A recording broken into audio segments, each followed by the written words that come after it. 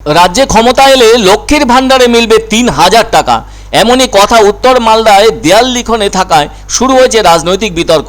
BJP প্রার্থী খগেন মুর্মুর হয়ে যে দেয়াল লিখন হয়েছে তাতে ওই ৩,০০০ টাকা লক্ষ্মীর ভাণ্ডারে মিলবে বলে জানানো হয়েছে। তবে সেটা এই রাজ্যে বিজেপি ক্ষমতা এলে। পুরাতন মালদা শহরের নালাগোলা রাজ্য সড়কের ধারে বিভিন্ন স্থানে ওই প্রচার লক্ষ্য করা যাচ্ছে।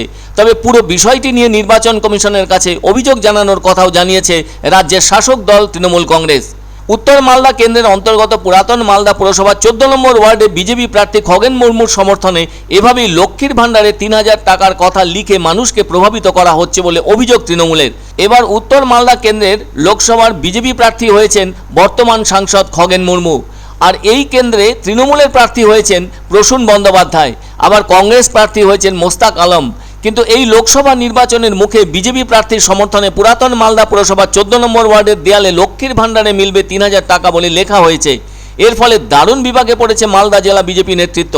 তবে এ ব্যাপারে বিজেপি উত্তর মালদা লোকসভা কেন্দ্রের সাংগঠনিক সভাপতি উজ্জ্বল দত্ত জানান, দল যেটা বলে সেটাই করে।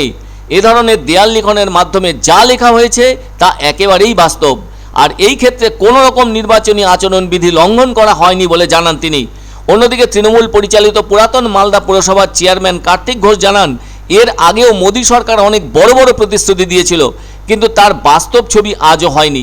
গরিব মানুষের অ্যাকাউন্টে 15 লক্ষ টাকা ঢোকেনি, হয়নি কর্মসংস্থান, দেশে বেকারত্ব বেড়েছে, এমনকি দ্রব্যমূল্যও বেড়েছে। অথচ ওই লক্ষ্মীর ভাণ্ডার প্রকল্পটি আমাদের দলনেত্রী তথা মুখ্যমন্ত্রী মমতা ব্যানার্জির, সেইটিকেই নকল করে ওরা প্রচার চালাচ্ছে। নির্বাচনের মুখে মানুষকে এভাবে প্রভাবিত করার চেষ্টা করছে বিজেপি। পুরো বিষয়টি নিয়ে কেন্দ্রীয় নির্বাচন কমিশনের কাছে যথাযথভাবে অভিযোগ জানানো হবে। আবার উত্তর মালদার বিজেপির সাংগঠনিক সভাপতি উজ্জ্বল দত্ত বলেন, অসম, মধ্যপ্রদেশ সহ একাধিক রাজ্যের সরকার গঠনের আগে বিজেপি যা যা প্রতিশ্রুতি দিয়েছিল সেসব পূরণ করে দিয়েছে। মহিলাদের নানা সুযোগ সুবিধাও দেওয়া হচ্ছে বলে জানান তিনি। সে কারণে পশ্চিমবঙ্গের ক্ষেত্রেও তাই ঘটবে। তিনি আরও বলেন, গত লোকসভা নির্বাচনে বিজেপি 18টি আসন পেয়েছিল। বিধানসভায় পরাজিত হলেও বেশিরভাগ আসনে খুব কম মার্জিনে হেরেছিল দল। তাই মনে রাখবেন, 2026 সালে রাজ্যে ক্ষমতা এলে সব প্রতিশ্রুতি পূরণ হবে। বিজেপির ওই লক্ষ্মীর ভাণ্ডারের টাকার বিষয়টিও প্রচার করার ব্যাপারে অভিযোগ তোলেন দলের জেলা সহসভাপতি শুভময় বসু। তিনি পরিষ্কার বলেন, মমতা ব্যানার্জি প্রতিশ্রুতি দিয়েছিলেন লক্ষ্মীর ভাণ্ডার দেবেন, তাই দিয়েছেন। এখন তার পরিমাণও বাড়ানো হয়েছে। এ ব্যাপারে বিজেপির বক্তব্য ছিল, 500 টাকার জন্য কেউ বিক্রি হবেন না। তবে এক্ষেত্রে আমাদের খুব ভালো লাগছে, দিদির স্বপ্নের প্রকল্পের প্রচার হচ্ছে, আর তাই আমরা গর্বিত বিজেপিও নির্বাচনের প্রচার হিসেবে লক্ষ্মীর ভাণ্ডারকে যথেষ্ট গুরুত্ব দেওয়ায়। ফলে বিজেপি লক্ষ্মীর ভাণ্ডারের ব্যাপারে যত প্রচার করবে ততই তৃণমূলের ভোট বাড়বে। তবে এই কেন্দ্রে যেন ত্রিমুখী প্রতিদ্বন্দ্বিতা হচ্ছে।